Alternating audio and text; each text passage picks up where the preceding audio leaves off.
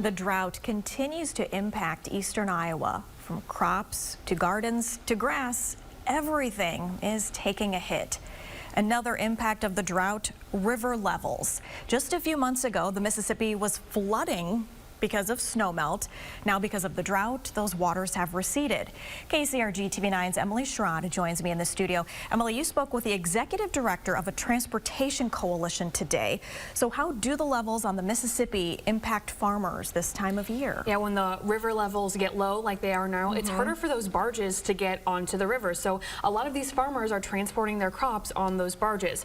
So when the river levels are low, it's harder. You can't put as much of those crops onto those barges because it's going to weigh them down. So when those river levels are low, if they're too weighed down, they get stuck, and then that causes problems in and of itself. And then when they're low, you can also have less barges on because of that low river level. So there's a lot of problems when it comes to these barges on the rivers when it's so low like this. And things I really didn't even think about. So what's in place to help keep water levels at a good spot? Yeah, so here in eastern Iowa, in places like Dubuque, Davenport, Guttenberg, we have things like locks and dams that can regulate the river levels and keep them at a stable level. But the problem occurs is when we send them off from eastern Iowa and they get down to the river by St. Louis and more southern states where the river hits, they don't have those regulations in place. So the river is really kind of just exposed to the elements. So down there, it's really, really low. So that's where we're running into these problems like overweight and too many barges. That's when you're going to have the problems. Okay, so are there any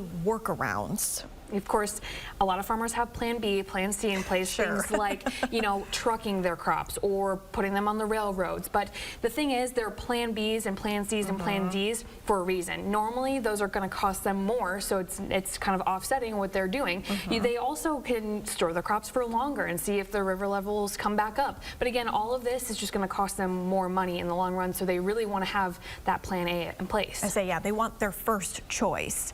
So tell us a little bit about what you have coming up tonight at 5 and 6. Yeah, we're going to take a deeper look into these impacts and why it really hurts these farmers so much, plus a look at how this drought might impact the season next year.